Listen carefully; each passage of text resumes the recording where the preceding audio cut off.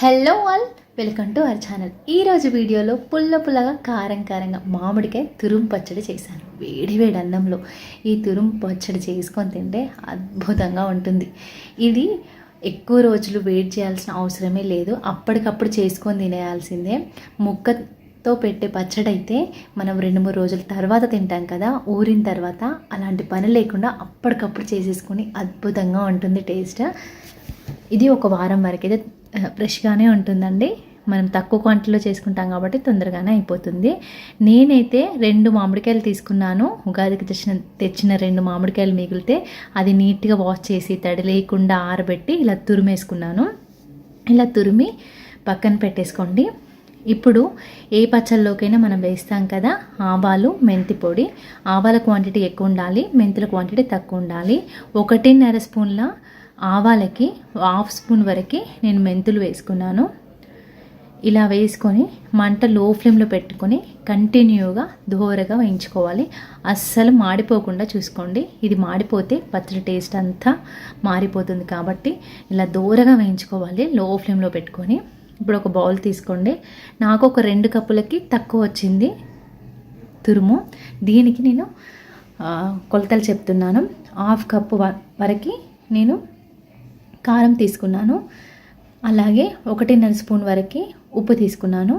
అలాగే 2 స్పూన్లు వేసుకోండి జీలకర్ర మెంతుల పొడి ఈ క్వాంటిటీకి. ఇలా వేసుకొని దీంతో పాటుగా 1/2 స్పూన్ వరకు పసుపు వేసుకోండి. ఇవంతా బాగా కలుపుకోండి. మనకి ఉప్పు తక్కువ పడితే తర్వాత కలుపుకోవచ్చు కాబట్టి ముందుగానే ఎక్కువగా వేసుకోకండి.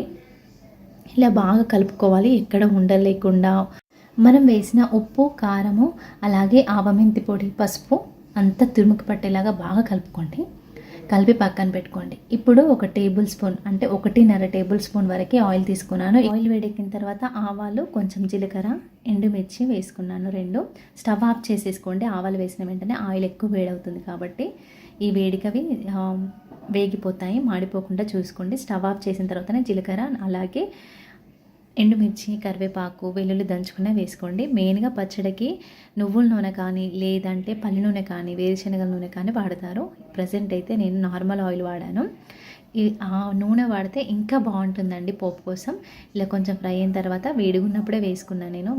ఇది నిల్వ పచ్చడి అంటే ఒక వారం వరకే నిల్వ ఉంటుంది. మనం సంవత్సరం అంతా నిల్వ పచ్చడి కాదు కాబట్టి ఈ తురుము పచ్చడిలో వేడిగా ఉన్నప్పుడు వేసుకున్న ఏం పాడవదు పచ్చడి. ఒక 2-3 రోజుల వరకు ఎప్పుడైనా ఫ్రెష్గా తినేయొచ్చండి. ఫ్రిడ్జ్లో పెట్టుకుంటే ఇంకా వారం వరకైనా బాగుంటుంది, టేస్ట్ చేంజ్ అవ్వకుండా. ఎంత యమ్మీగా ఉంది కదా, టేస్ట్ మాత్రం చాలా బాగుందండి. వేడి అన్నంలో ఈసారి ఒకసారి ట్రై చేయండి.